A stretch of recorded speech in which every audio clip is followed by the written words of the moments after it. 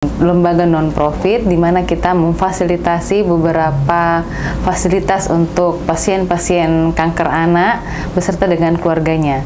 Pertumbuhan sel yang abnormal dan merusak fungsi normal dari jaringan tersebut. Di situ saya merasakan demam-demam yang terus dan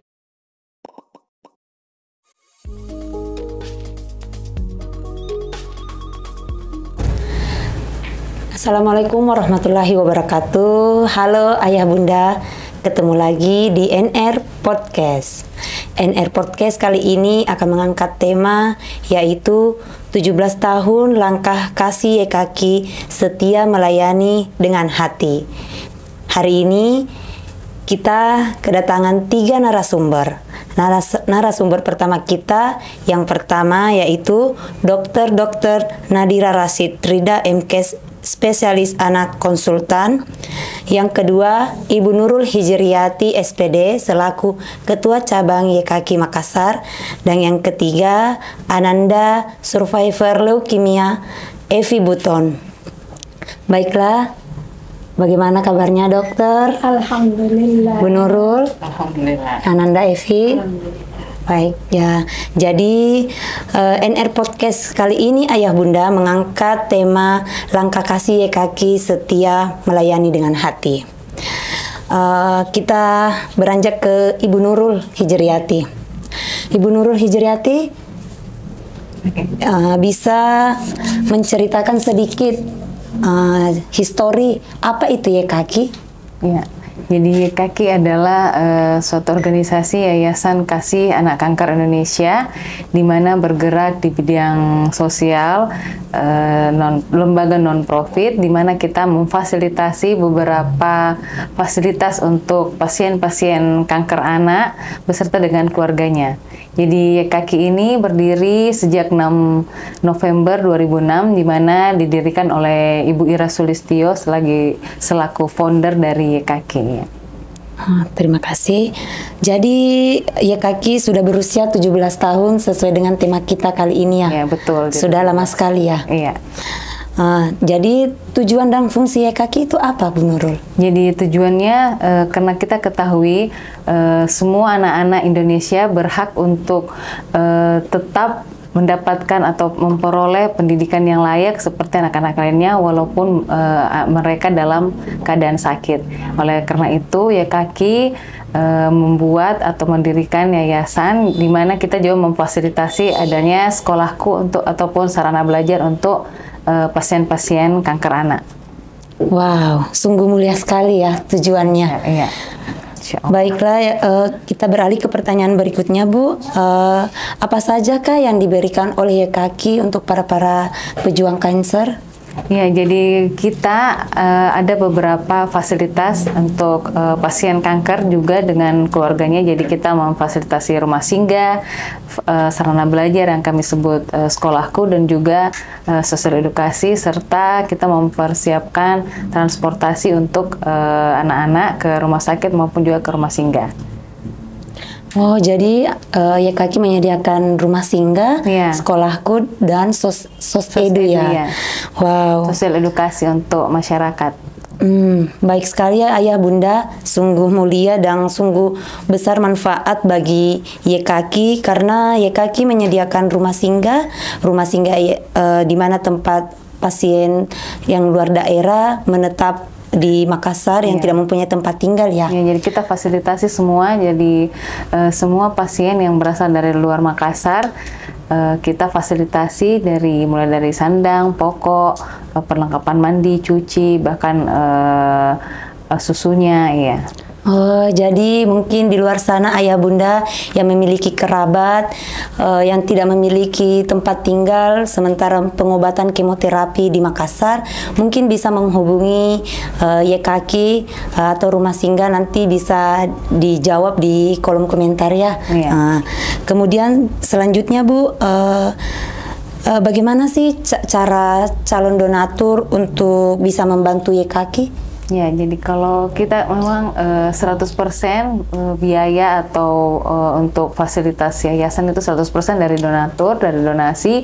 Jadi bapak-bapak, ibu-ibu yang mau berdonasi ke yayasan, kita ada di website di www.ykaki.org atau ada di Instagram, sosmed kami, Instagram, Facebook ataupun juga di YouTube ya. Oh. Jadi bisa dicek nanti di sana atau bisa langsung hubungi admin di masing-masing sosmed ya. Oh baik, terima kasih. Jadi tadi saya terdengar ada yang namanya Sekolahku. Ya. Jadi mungkin bisa diceritakan apa sih itu Sekolahku, Bu? Ya, jadi Sekolahku adalah sarana belajar untuk pasien-pasien kanker anak maupun tumor. Jadi kita alhamdulillah kerjasama dengan Rumah Sakit Wahidin.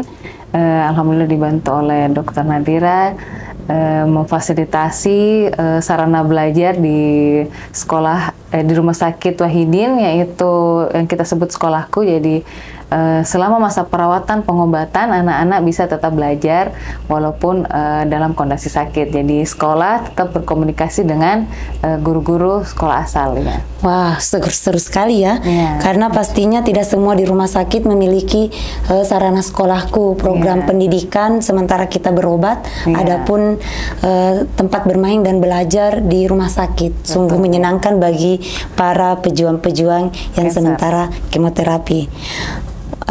Terima kasih. Mungkin ini pertanyaan terakhir, Bu. Bisa dipaparkan mungkin apa harapan Bu Nurul ke depannya untuk YKaki karena melihat YKaki sudah berusia 17 tahun.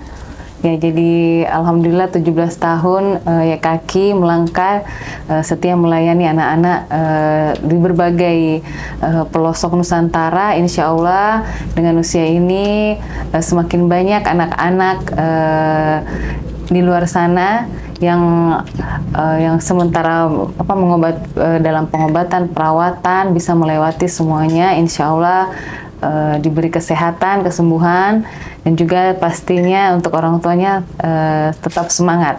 Ya. Begitu pula dengan para dokter, tenaga medis semua yang yang melayani anak-anak selalu diberi kesehatan. Amin. Amin, amin ya. Terima kasih Bu Nurul. Jadi ini pengetahuan baru buat ayah bunda di luar sana bahwasanya YKaki itu menyediakan rumah singgah Sekolahku, rumah singgah di mana menempati anak-anak dan orang tua pasien, sekolahnya juga para pasien, para jagoan. Sungguh mulia ya, semoga YKaki terus melangkah mendampingi para pejuang kanker. Terima kasih Bu Nurul. Baiklah, kita beralih ke narasumber kita kedua, yaitu kepada Dr. Nadira Rasitrida, MK, spesialis anak, konsultan hematologi dan onkologi Rumah Sakit Wahidin. Bagaimana kabarnya, Dok? Alhamdulillah. Baik, Sehat. alhamdulillah. Baik sekali ya. Jadi mungkin kita bisa langsung saja ya, Dok, bincang-bincang. Ini kan mengenai kanker. Saya juga penasaran. Bagaimana sih itu kanker, Dok?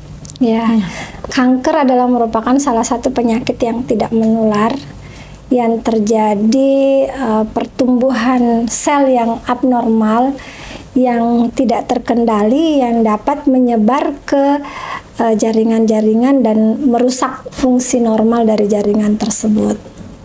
Oh baik ya, jadi ayah bunda kita perlu garis bawahi bahwa kanker itu tidak menular ya, Dok. Iya. Karena masih banyak di luar sana bahwasanya mendengar yang namanya kanker itu menular. Iya. Ya, jadi terima kasih. Kita lanjut ke pertanyaan kedua, Dok. Gejala-gejala awal kanker itu bagaimana, Dok? Bermacam-macam gejalanya tergantung dari jenis kankernya. Oh iya, Dok. Nah, jenis kanker yang paling banyak ditemukan pada anak-anak itu adalah leukemia. Gejala-gejala leukemia itu bisa pucat, kemudian ditemukan ada manifestasi perdarahan di bagian tubuhnya ya. Jadi kita harus mengecek mulai dari kepala sampai ke kaki, dan yang mudah terlihat itu misalnya mimisan, perdarahan di gusi, kemudian bintik-bintik merah di kulit dan lebam-lebam. Kemudian gejala leukemia yang lain itu bisa ditemukan adanya riwayat sering-sering demam.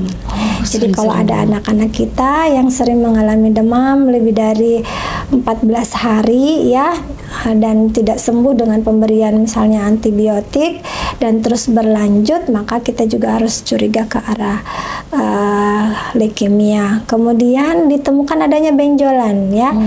Pada leukemia itu bisa ada benjolan di sekitar leher, itu karena pembesaran kelenjar getah bening, bisa juga benjolan di perut karena pembesaran hati dan limpa. Itu adalah gejala-gejala leukemia. Sedangkan gejala-gejala kanker yang lain seperti retinoblastoma itu biasanya matanya menonjol, bisa sebelah atau kedua mata.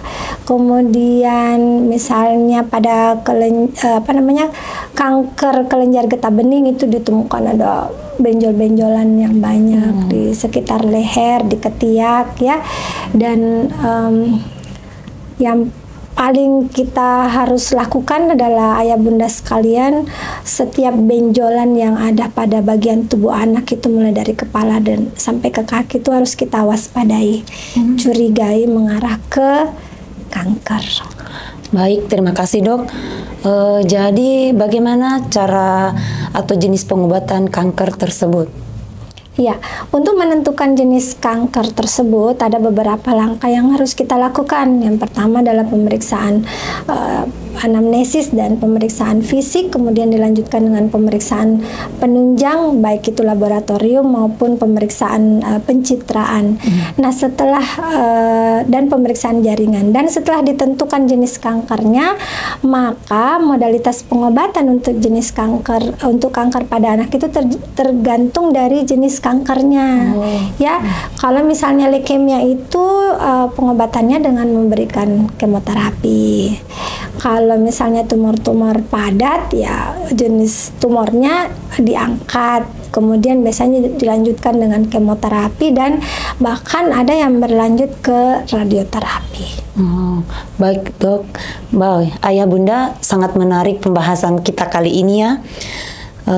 Jadi dok, kira-kira kanker itu bisa disembuhkan dok?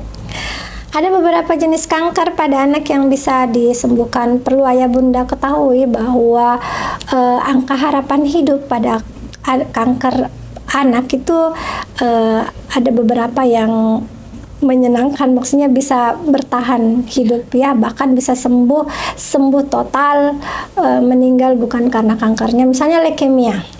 Leukemia itu di kita itu angka kesembuhannya sekitar 60%, artinya dari 100 anak yang menderita leukemia yang diobati, kurang lebih 60 orang anak yang bisa sembuh. Jadi cukup tinggi. Tapi kalau di luar sana itu sudah 80-90% ya, karena kita di sini masih terbatas. Pertama karena kebanyakan sudah datang dengan resiko yang tinggi, sudah berat ya. Kemudian yang kedua terkendala juga dengan kepatuhan orang tua pasien untuk berobat, kadang-kadang tidak teratur ya, kadang datang terlambat gitu. Oh baik. Terima kasih ayah bunda, sangat menarik ya. Jadi pengobatan kanker itu harus dilakukan tepat waktu juga dengan kemoterapi. Kira-kira mungkin ini pertanyaan terakhir dok. Apa harapan dokter untuk para pejuang kanker yang ada di luar sana? Iya.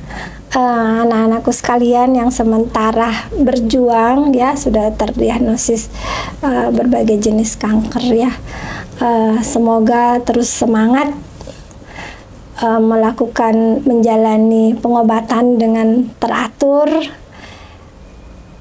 Kita harus selalu optimis dan berusaha bahwa apapun yang kita jalaninya adalah merupakan takdir dari yang kuasa. Kalau kita menjalani pengobatan dengan teratur, insya Allah akan memberikan harapan hidup yang lebih baik, bahkan bisa sembuh.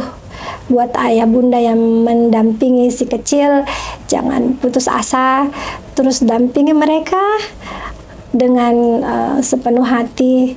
Dan kami dari pihak dokter, para medis dan rumah sakit akan berupaya memberikan yang terbaik yang bisa kami lakukan untuk anak-anak kita yang sedang berjuang. Apapun itu hasilnya ditentukan oleh Yang Maha Kuasa Allah Subhanahu wa Ta'ala. Jadi jangan lupa sembari berobat teratur, kita juga harus senantiasa berdoa pada Allah Subhanahu wa Ta'ala. Mudah-mudahan bisa diberikan kesembuhan. Amin, amin, amin ya Rabbal Alamin. Jadi ayah bunda yang mungkin sementara menjalani pengobatan kemoterapi, sementara mendampingi anandanya berjuang kemoterapi, tetap semangat. Seperti yang dikatakan oleh Dokter Nadira, bahwasanya dokter sudah melakukan yang terbaik, dan jangan lupa yang pertama kita harus tetap berdoa. Karena Tuhan yang Maha Kuasa yang Maha menentukannya. Dokter dan para medis itu hanya perantaranya, dan semangat orang tua juga yang utama ya Dok. Iya. Ya. Baik Dok, terima kasih. Jadi ayah bunda NR Podcast kali ini selain itu ada Dokter Nadira sama Ibu Nurul Hijriyati, kita kedatangan tamu narasumber yang ketiga, yaitu seorang survivor, Ananda survivor leukemia dari Ambon yang bernama Evi Buton. Masya Allah. Oke.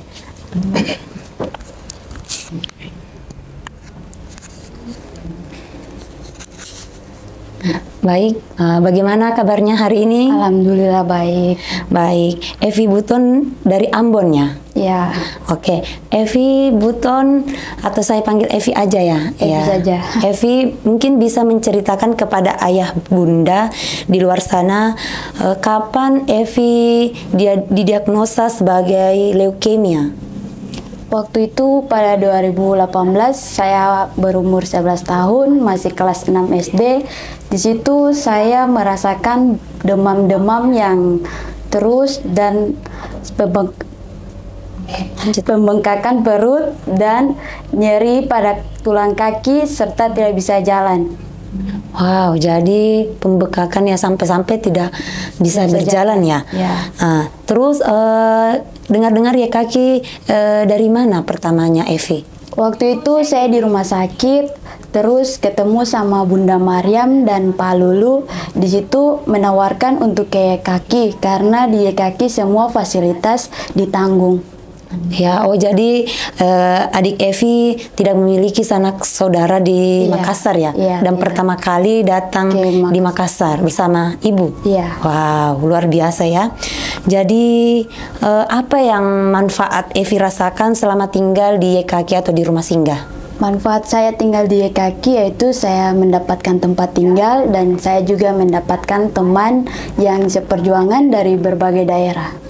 Wow, sungguh luar biasa ya, ketemu sama seluruh Indonesia Timur ya di rumah singgah. Jadi Evi bisa melanjutkan sampai sekarang kelas 2 SMA, yang tadinya sakit kelas 6 SD itu. Manfaat sekolahku bagi Evi itu bagaimana yang Evi rasakan? Berkat sekolahku, saya sakit tidak putus sekolah ataupun cuti sekolah. Karena masa pengobatan saya tetap belajar di sekolahku, dan guru-gurunya juga tetap saling komunikasi sama asal sekolah saya. Wow, sungguh luar biasa ya. Terima kasih kepada guru-guru sekolahku di YKK karena sebagai penyambung sekolahnya pejuang kanker ke sekolah asalnya, agar mereka, karena seperti yang kita ketahui ayah bunda, pengobatan kanker kemoterapi itu kurang lebih 2 tahun ya Dok. Ya, kurang lebih 2 tahun. Oke, ayah bunda, kita dengar harapan Evi buat adik-adik yang sementara berjuang.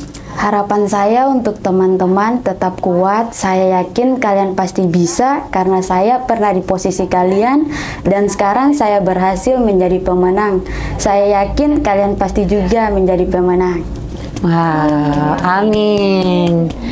Ya, jadi buat ayah bunda di sana mungkin bisa menyebarluaskan informasi, bisa share-share podcast kali ini, NR Podcast, bahwasanya leukemia atau pasien tumor kanker bisa sembuh, dan seperti yang tadi diketahui yang dibicarakan oleh Dokter Nadira, angkanya bisa mencapai 60%. Jadi kita tidak boleh pesimis, kita harus tetap berjuang bahwa pasti kesembuhan pasti itu ada. Salah satu contohnya kita kedatangan survivor leukemia dari Ambon, sudah gadis, sudah kelas 2 SMA yang berusia dulu waktu sementara pengobatan masih 11 tahun, kelas 6 SD. Baiklah ayah bunda, inilah bincang-bincang kita kali ini. Mungkin bisa sedikit Bu Nurul menceritakan apa-apa nanti HUT ulang tahunnya YKK yang ke-17. Ya, jadi nanti insya Allah dalam rangka HUT 17 tahun YKK kita akan mengadakan kegiatan di Rumah Sakit Wahidin. Kita akan bagi-bagi goodie bag bersama teman-teman, di mana juga ada kegiatan-kegiatan untuk menghibur pasien-pasien, dan juga bersama dengan Dokter Nadira insya Allah hadir di kegiatan kita, di mana ada dongeng, ada hiburan-hiburan. Jadi dukung terus YKK 17 tahun YKK melangkah dengan hati. Wow, terima kasih Bu Nurul. Ayah bunda, sangat inspiratif podcast kali ini karena kita mengangkat sudah 17 tahun langkah kasih YKK setia melayani dengan hati. Baiklah, mungkin saya bisa akhiri NR Podcast kali ini. Terima kasih ayah bunda sudah menonton NR Podcast. Tetap stay tune di NR Podcast. Jangan lupa kolom komentar di bawah. Kita akan berikan podcast-podcast yang menarik berikutnya mengenai pejuang-pejuang kanker berikutnya terutama. Terima kasih. Assalamualaikum warahmatullahi wabarakatuh.